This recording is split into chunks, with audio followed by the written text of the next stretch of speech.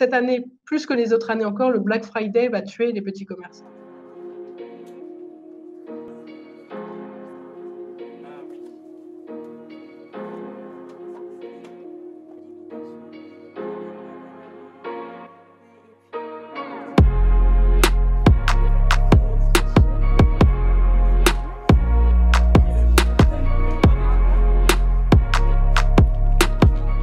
C'est vrai que c'est une opération promotionnelle importante pour le commerce en général, mais à vrai dire, pour des secteurs d'activité très particuliers.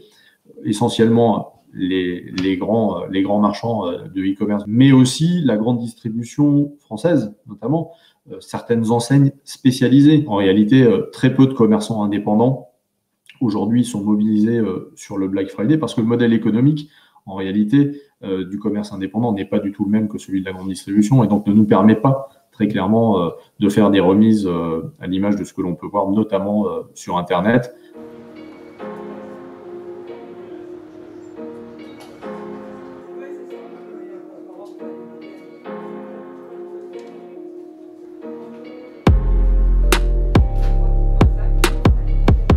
Le Black Friday ne peut pas aider cette année les commerces et les petits commerces, encore plus cette année d'ailleurs, j'ai envie de dire, puisque c'est des promotions, c'est rogner sur leur marge et aujourd'hui, ils ont besoin de trésorerie pour payer leur loyer, pour payer leur stock, pour payer leur personnel. Le Black Friday ne va pas sauver les petits commerces ou alors ceux qui sont vraiment au bord de la mort imminente. Les stocks sont plus hauts dans les magasins, donc peut-être que certains commerçants, pour avoir de la trésorerie à tout prix, vont faire ce type de Black Friday. On ne va pas l'empêcher, ils vont vendre à perte en fait, ils ne vont pas couvrir leurs charges. Donc, cette année, plus que les autres années encore, le Black Friday va tuer les petits commerçants.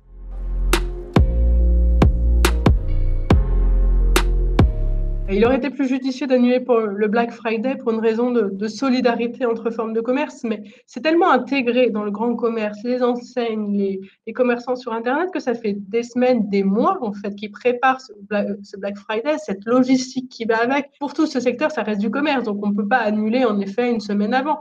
Mais dans un esprit de solidarité, ce qu'on appelle, nous, c'est vraiment un élan de faire profil bas.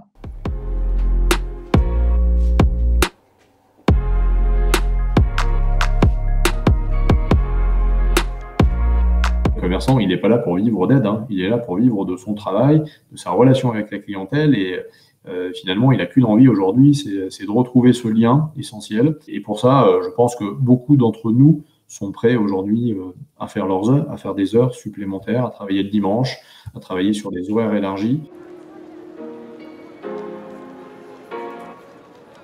Les consommateurs, notamment, je pense, après ce confinement, vont chercher du lien social, vont chercher des conseils, vont chercher un produit qui se différencie un peu plus que ce qu'on trouve de façon banalisée dans certaines enseignes. Parce qu'aujourd'hui, si les consommateurs ne font pas le jeu du commerce de centre-ville, malheureusement, c'est des commerces qui vont disparaître, c'est des rues commerçantes qui ne vont plus être vivantes.